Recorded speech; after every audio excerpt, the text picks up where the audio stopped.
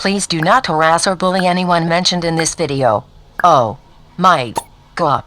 Twitch is basically like $100,000 a month for my numbers, like subs plus view count average, and then OF is like 1.5 million a month. So there's a big difference. Twitch is a billboard that I get paid to advertise on. You wouldn't think that you would actually have to make content that speaks on why you shouldn't do blatantly immoral things, but here we are, several years later, having to come back to the same topic that riled everyone up. And it's only gotten worse over time, and that topic is e-girls, thoughts, Cucy. How hypersexual culture is affecting children, featuring L0li cons. Cucy.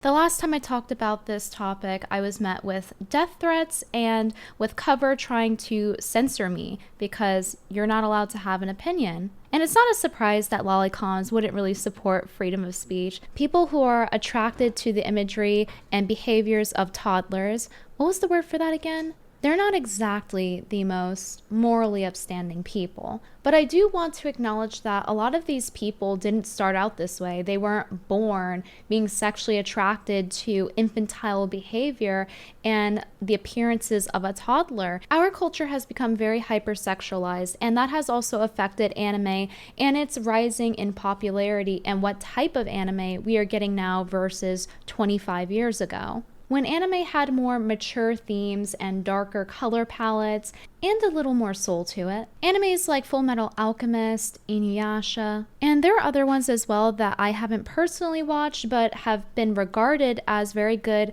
mature themed animes like Ghost in the Shell, Berserk. They give very different vibes than the anime that is out today. Not that I haven't personally seen some modern anime, but it seems that the fan service is just thrown in for the sake of being sexual as opposed to actually relating to the plot or having comedic value. The focus of it is the sexual aspect. What will make our audience horny? What will make them want to consume more? And this cultural issue also applies to places like YouTube and Twitch, where there's little friction stopping young children from watching and joining in on these discussions, or even developing addictions that they would not have otherwise, because you can just go on Twitch when you're 12 years old and watch very explicit content that opens the gateways to pornography addiction. It is a billboard that I get paid to advertise on. We can see that in the generation of people who are Zoomers / Zillennials, we can see that that group of people has been affected by pornography being thrown in their faces. Like any other drug addiction where you need a harder and harder hit, these porn addictions have led to some very disturbing, immoral content, and it has become a very big issue with accessibility to pornography and children using it.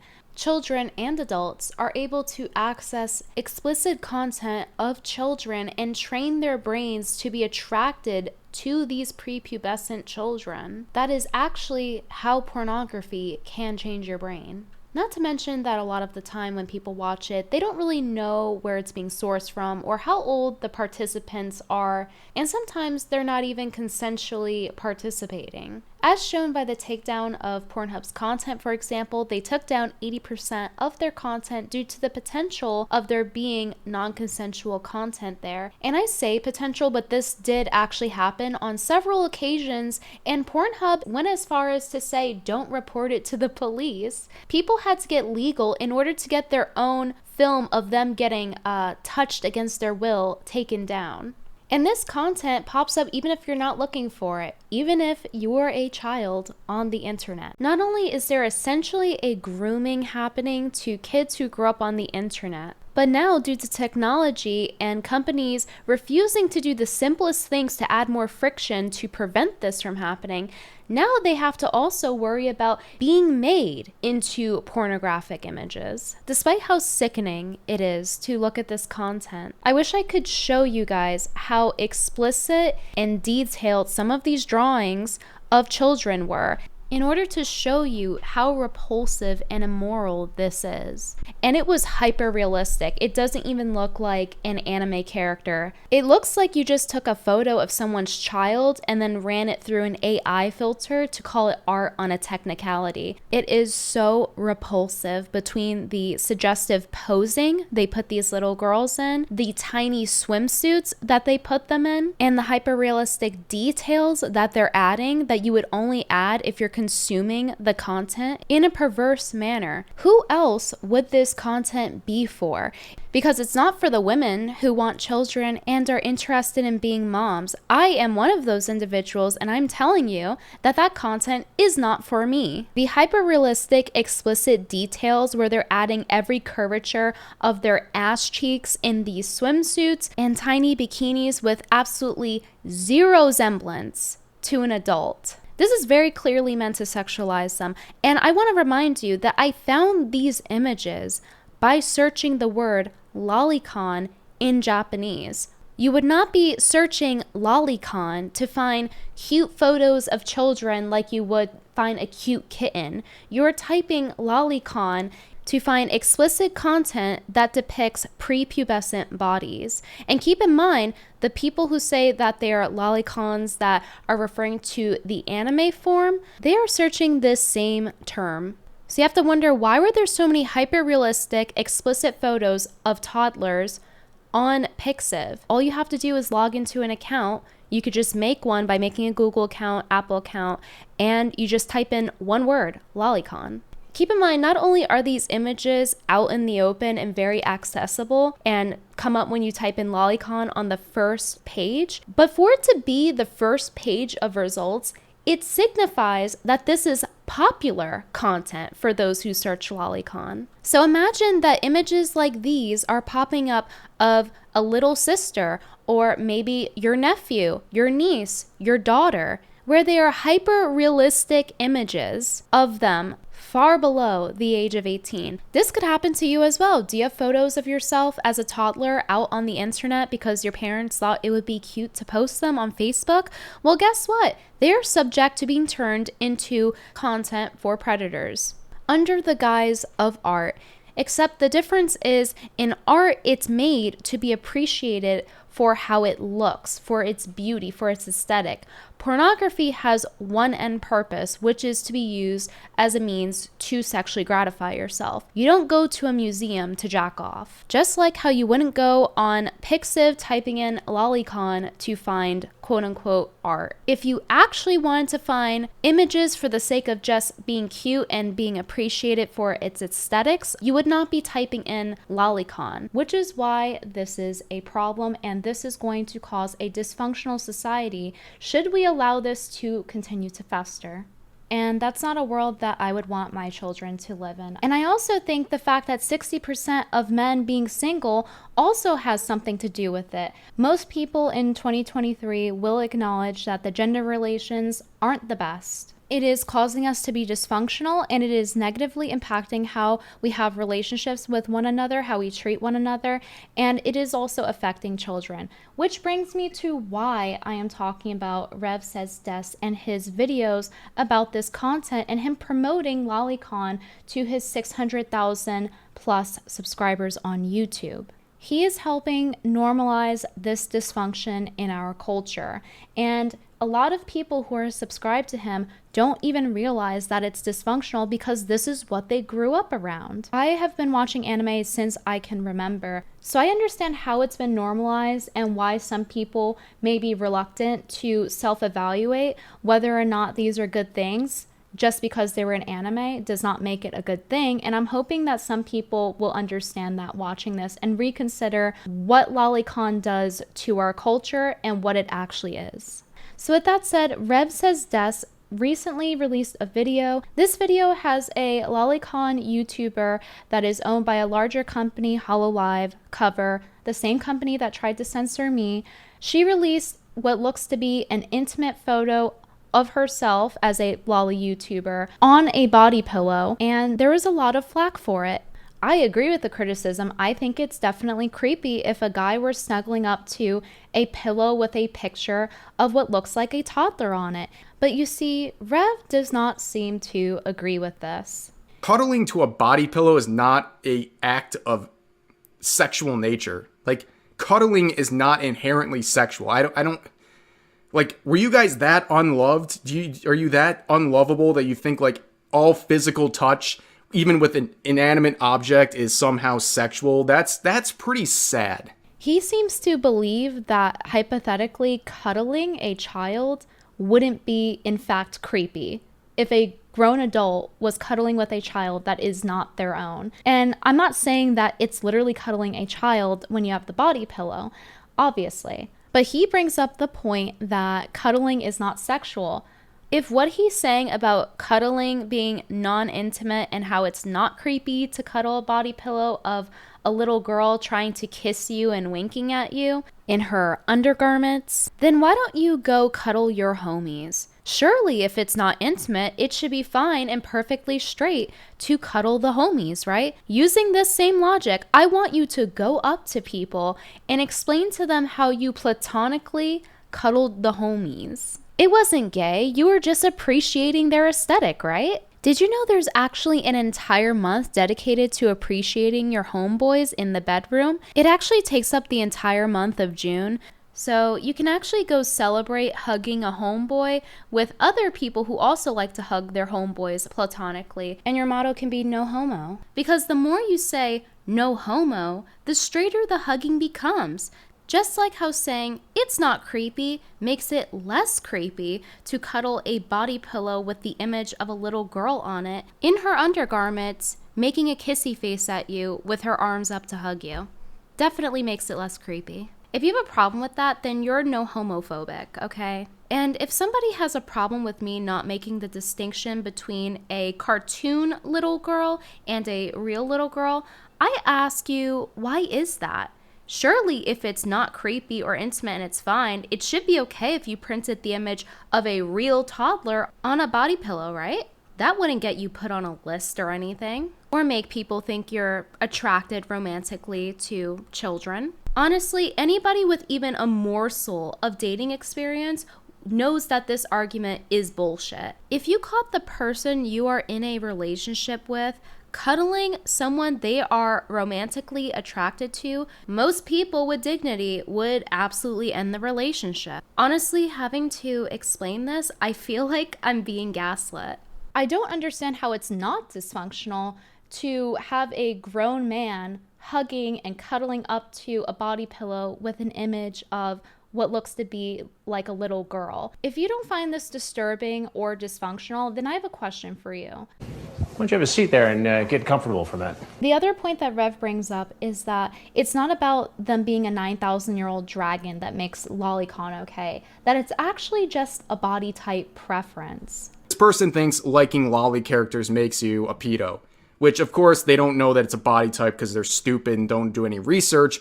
But the issue with that is that body type is exclusive to children, prepubescent children. Take a look at Gura here. And now let's take a look at a young, petite Japanese woman, since anime is based in Japan and they tend to base it off of their own people and their mannerisms and culture. Now take a look at this stock image of this toddler, who is apparently 2 to 3 years old. Now tell me, which of the two does Gura look more like? I would say her proportions look damn near identical to the 2-year-old toddler. There is no way that you're telling me that this passes as a petite woman. And even if you try to make the argument that it's just the art style, well, the issue with that is, in Gura's case, she often infantilizes herself by pitching her voice up. Putting on the high-pitched voice like this and ooh. Hi! Do you see that though? Isn't that strange? Let me do this so I can cover you. I'm like a little bunny. Hi, what are you doing? Can I have some? Are you gonna finish that? Blah, blah, blah, blah, blah. And there's more. I know, right? I know, right? Mama spoiled me. I'm used to it. There are entire TikTok trends making fun of this, ooh, I'm gonna pretend to have a soft voice to get things out of men men, behavior.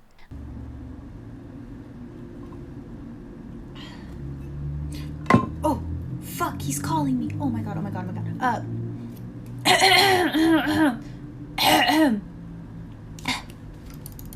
Ooh, hello? Hi. Of course this is my real voice. Why wouldn't it be my real voice? Anyways, you told me you were gonna buy me the battle pass, but I don't see the transaction. Used to the cute. Well, how about some of this.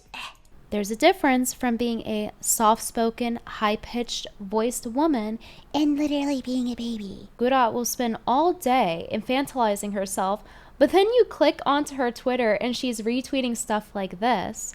And she has been for the past 2 years consistently. What's crazy to me is that VTubers can get away with so much behavior that real-life girls could not get away with, at least not without being called out. But if you call out VTubers for doing similar tactics and trying to make themselves as the object of desire and developing parasocial relationships with their viewers using their sexuality, little boys and men alike, then you get called just jealous. Funniest thing about this body pillow in general is that it's not even sexual. It's just Gura in pajamas. And people are like, oh my god, this is so gross and sexual. Like, dude, huh? You're wrong, you're wrong, you're wrong. She is cool with lolicon and lolly things. She is not only very arguably a lolicon herself, she has made it very clear that she is catering to and completely comfortable with those related communities. That looks like a child, bruh. What the F? You cannot be saying this isn't pedo stuff. I just did. It's not pedo stuff. He's saying it's not sexual, it's not pedo stuff. Meanwhile, in his video, he vehemently defends Gura and how much of a lolicon she is. A lot of the outrage is coming from some of her quote-unquote fans who are shocked that Gura would support such a design for her body pillow. Shocked by L0li artwork. Let's play the compilation for anyone still confused where she stands on this issue. What, are you scared of a little 4-letter word? L0li. L0li. Rory. Rory. Rory. Cute and funny.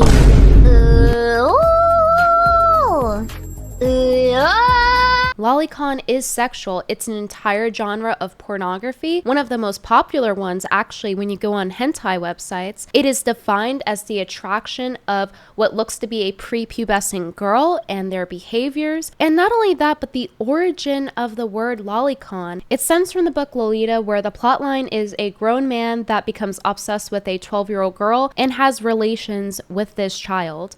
The literal origin of this word is sexual and predatory. Even in Japanese, lolicon directly translates to pedo. So to go on about how Gura is a lolicon and how much she supports that community and content, and then he says it's not pedo, it's not sexual, you're just crazy. Role-playing a literal child here? Jesus, man, take your meds.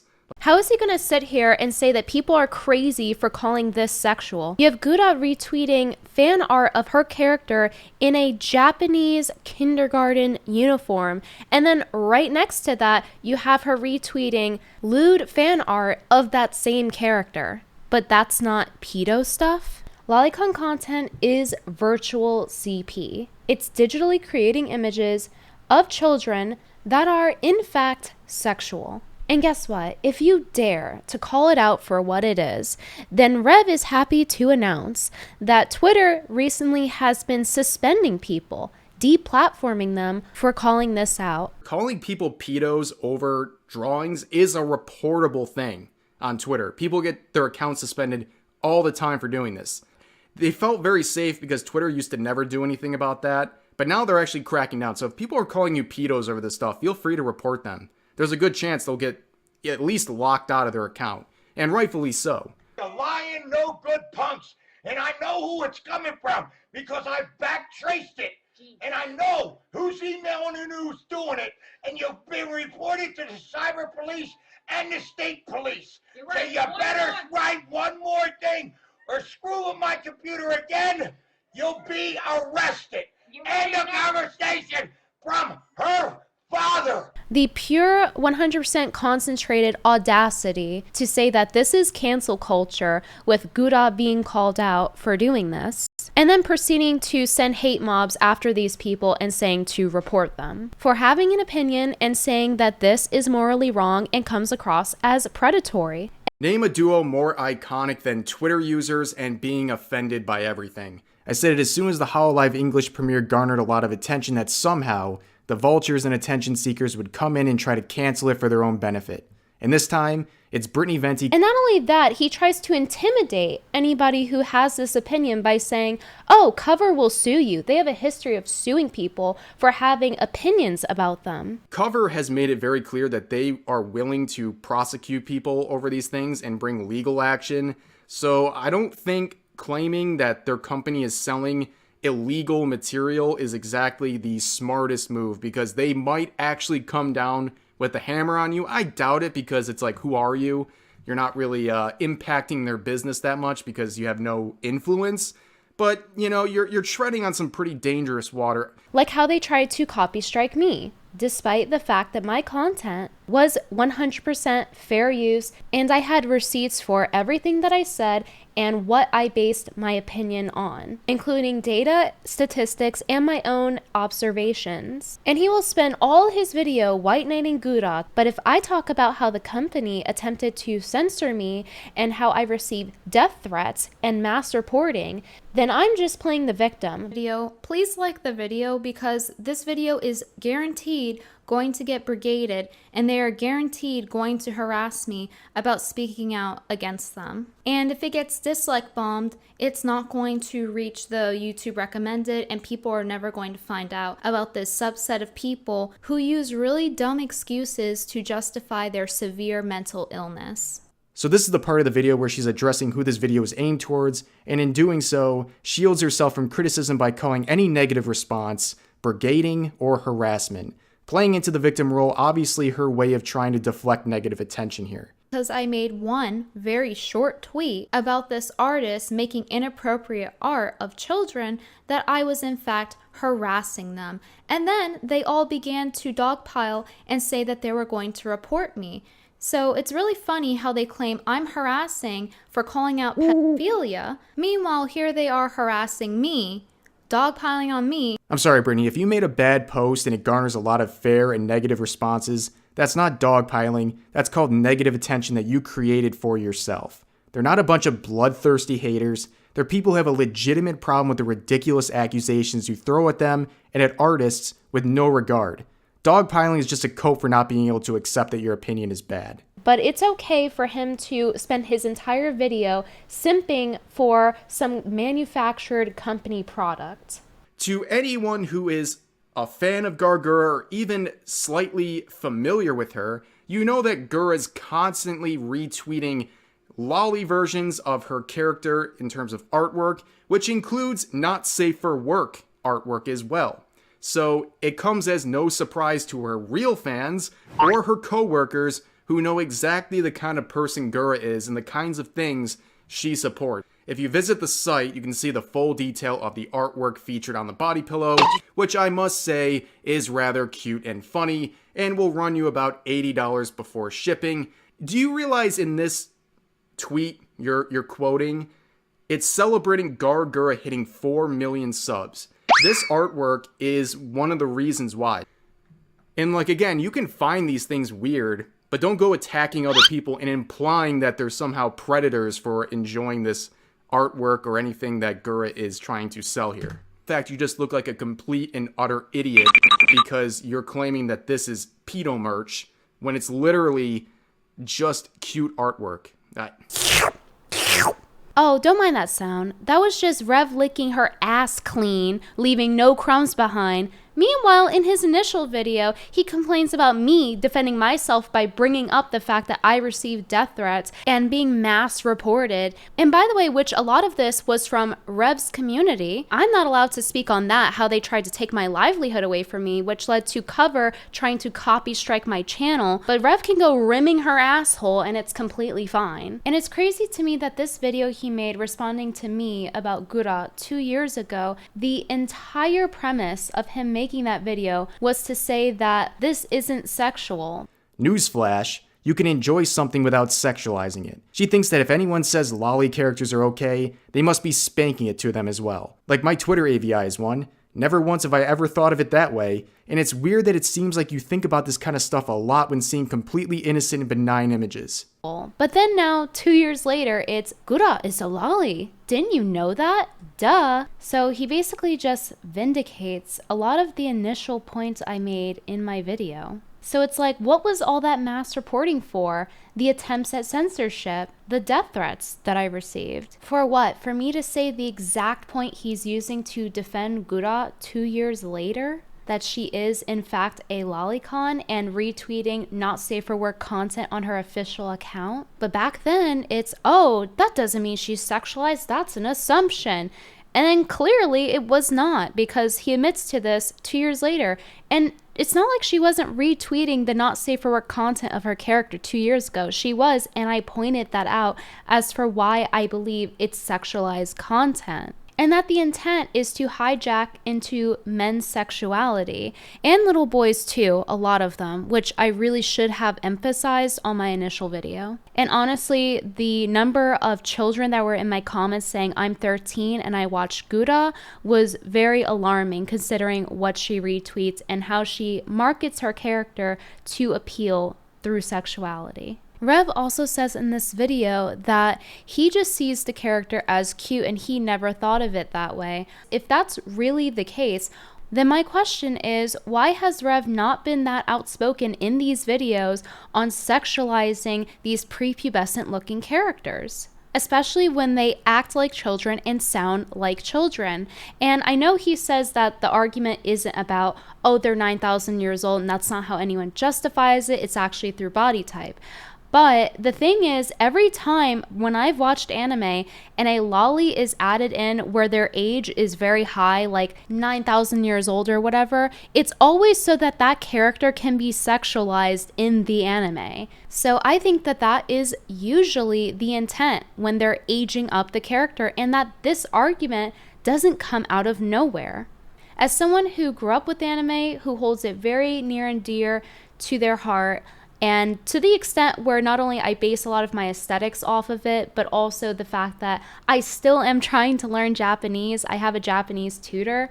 I certainly would hate to have to reflect back on things that I enjoyed in my childhood, knowing that some of it was not so innocent and maybe morally questionable. But I think we all need to take the time to reflect on how this is affecting children watching growing up now, especially when the hypersexualization is real, as well as porn addiction and how it literally gives you brain damage. And it's really not fair when I give several examples of data and evidence to just be called a clout chaser or grifter, as Rev has done to me several times to discredit my arguments. Because I'm sure the people who have watched Hololive streams or anime in general don't appreciate being grouped up and generalized as predators by someone looking for clicks.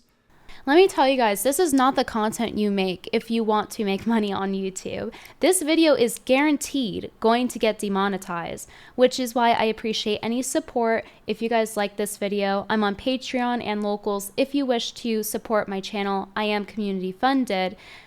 But nonetheless, this video is not only going to get demonetized, but it risks age restriction as well because of the nature of the topic.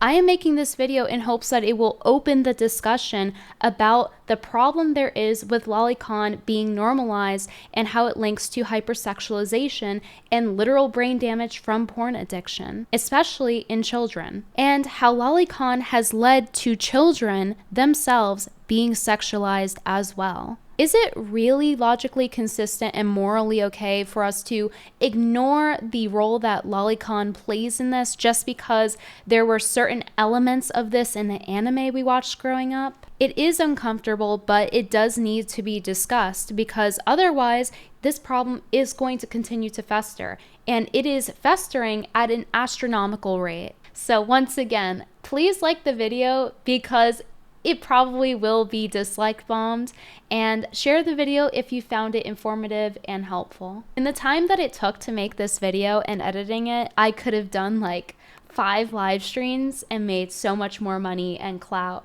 So I really am just trying to do this to spread awareness. I really doubt that YouTube will monetize this video, so rest assured this video is not made because I am a clout goblin. I already had to deal with one of those recently, and I'm still locked out of Twitter because of it. Anyway, check me out on my social medias. I'm still locked out on Twitter in case you were wondering, but you can find me on YouTube. I make YouTube community posts a lot. That's like my version of Twitter now, and I'm on Instagram as well as TikTok. Thank you in advance for the support, and I'll see you guys next time. Bye bye.